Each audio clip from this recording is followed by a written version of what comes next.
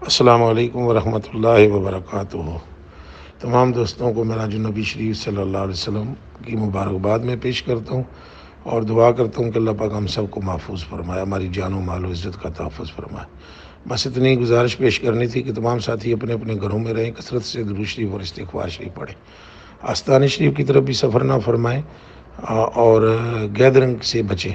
اور جس طرح حکومتی طور پر بھی اقدامات ہو رہے ہیں اس کی روک تھام کے لیے، تو معاون ثابت ہونا چاہیے حکومتی معاملات میں، اور ان کے احکامات کی باقاعدہ پاسداری اور احترام کرنا چاہیے اور گیدرنگ سے بچنا چاہیے۔ میرے لیے بھی دعا فرماتے رہیں، میں بھی انشاءاللہ عز و جل دعا گو ہوں۔ اللہ پاک ہر ایک پر اپنا فضل اور اپنا کرم فرمائے اور عالم اسلام پر اور پوری دنیا پر اپنی رحمت کا نزول فرمائے، اور ہمیں اس آزمائش میں نہ ڈالے جس کے سہنے کی ہمیں طاقت نہیں ہے، اور جس آزمائش میں ہم مبتلا ہیں اس پر ہمیں استقامت اور صبر کی توفیق عطا فرمائے اور استغفار کی کثرت کی اور درود شریف کی توفیق عطا فرمائے۔